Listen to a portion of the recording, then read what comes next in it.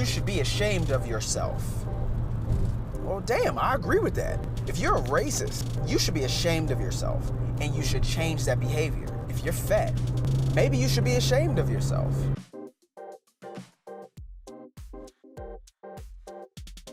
Shame is one of those things that motivates people to make a change. And I think shame is a tool that we should probably continue to use and not move away from, because, I mean, let's face it, we're really, really divided as a country right now. Let's go with fat shaming. Let's go with that. We have a society now that says you're beautiful regardless of the size that you are. Okay, but it's not true though. It doesn't mean you're unattractive necessarily. It doesn't mean you're hideous necessarily. It doesn't mean you're attractive necessarily, because attractiveness is all up to the person, the individual. If an individual doesn't think you're attractive, they just don't think you're attractive. They may not think you're attractive because of the size that you are, because of the attitude that you have, because of the way that you walk, the fact that you littered. I don't know. But people find people attractive for various reasons, and they find people unattractive for other reasons. So let's say you're fat. There's literally a chart that medical doctors, physicians use to measure like body fat index and whatever. They're like, I don't believe this to be true in all cases. Like, if you're this height, you must be this weight. That sort of does put everyone in a box. But if you're a woman that's 5'4" and you're 200 pounds, that doesn't mean that you're healthy. That doesn't mean that this is a weight that you should continue to carry for the rest of your life. Not at 5'4". You just shouldn't. You're too big.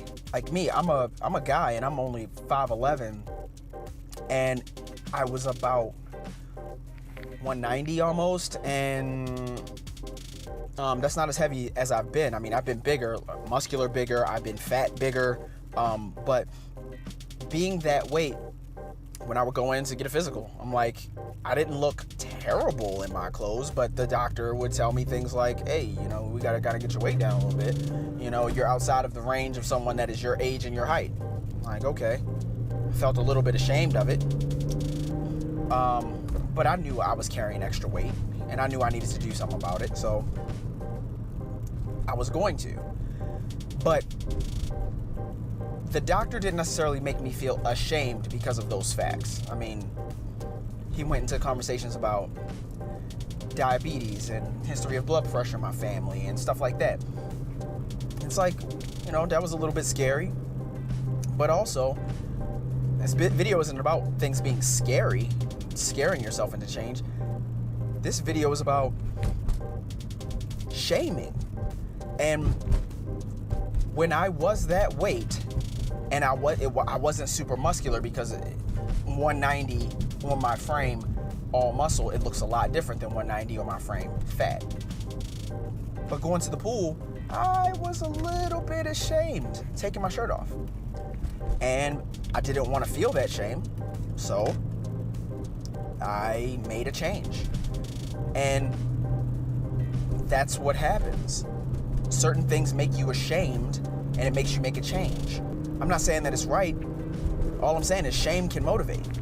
Back to our example of a woman, because that's usually who we talk about fat shaming relating to, women being fat shamed. Right now, there's like a campaign or something where like all these like 300-pound women are like, all the thin women are coming to their rescue, and men are coming to their rescue, and they're saying things like, you're beautiful as you are, and don't let anyone judge you, and blah, blah, blah. It's very dangerous to do that, because I think that you should be comfortable in your own skin. But I think just because you're comfortable in your own skin, I don't think you need to continue to wear that skin. If you're racist, I kind of want you to change your skin. If shame is something that can motivate you, if you can go into a room and everyone's looking at you like you're crazy because you are a racist, and you become embarrassed and you become ashamed, here's that saying, you should be ashamed of yourself. Well, damn, I agree with that. If you're a racist, you should be ashamed of yourself and you should change that behavior. If you're fat, maybe you should be ashamed of yourself and you should change that behavior. I'm not saying that should be the only reason, but you should be ashamed if you're a parent and you go to the doctor's office and your doctor's like, you should really get this under control. You won't be here to see your kids graduate from high school or get married or some other milestone. You should be ashamed at potentially missing that. You should really be ashamed of putting yourself in that position to possibly miss something like that in your life. Use that shame and let that shame motivate you to do something different. And the reason that I know shame motivates is because it'll always motivate, and people will always try to use it as a motivating tactic. Things like politics right now, without getting into any subject matter, regardless of the side that you're on, people are using only shame tactic. There's a side of the aisle that is trying to tell you that if you vote this way, you should be ashamed of yourself. If you support this particular law change, you should be ashamed of yourself. Come over to this side. We are right, and that's why we can speak so loudly, because we are not ashamed of our position.